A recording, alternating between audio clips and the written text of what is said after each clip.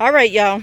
Squash vine borer got me over here. So I was looking around, trying to get the squash bug eggs off of the squash plant, and this whole plant came apart. So there's some little squash bugs walking around, but this is squash bug or squash vine borer damage, and I actually seen them. So what I'm going to try to do is save this plant because it's pretty big and I have a lot of fruits on it.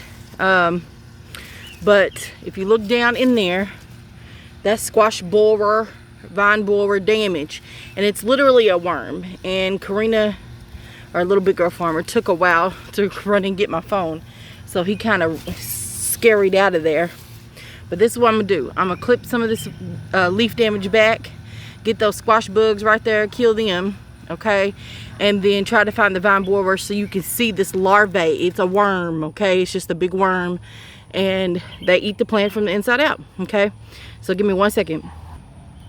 Okay. So if you look really close, you can see the vine borer, and there's typically more than one, okay? So you can see him right there moving around. See him? Yeah, he's pretty much worked his way through, ate this thing, okay? So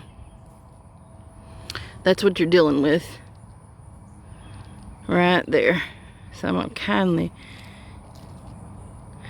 now these guys are small, but there you go. That's what they look like. Okay, and again, there's probably more than one. So I'm gonna do is put them in there so I can get rid of him and the rest of these squash bug eggs. I'm going to go ahead and clip this off, which is the main branch, unfortunately. So this plant is just gonna have to go. Here's another little baby one right there. Okay. I thought I could save it, but I just cut the main branch. So I'm going to harvest that squash right there, and I think there's 2 or 3 other small ones, and then pull this out. Okay, so sometimes that's just what you have to do. The others could be infected as well, and you know, I'm looking at this one specifically. You know, I think it is.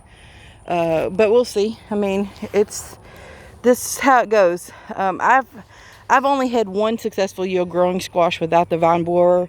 So this is a constant battle. I don't think I'm going to stop growing squash. It's just one of those things that it just stinks, you know. The plant is very, very healthy other than having all these squash bugs on them. And, but you know, just finding better ways to deal with this squash vine borer. So yeah, I'm just gonna pull this out, harvest the squash, and keep it moving with the rest of my life, y'all. So give me 1 second and I'll do that, and I'll show you what squash I have.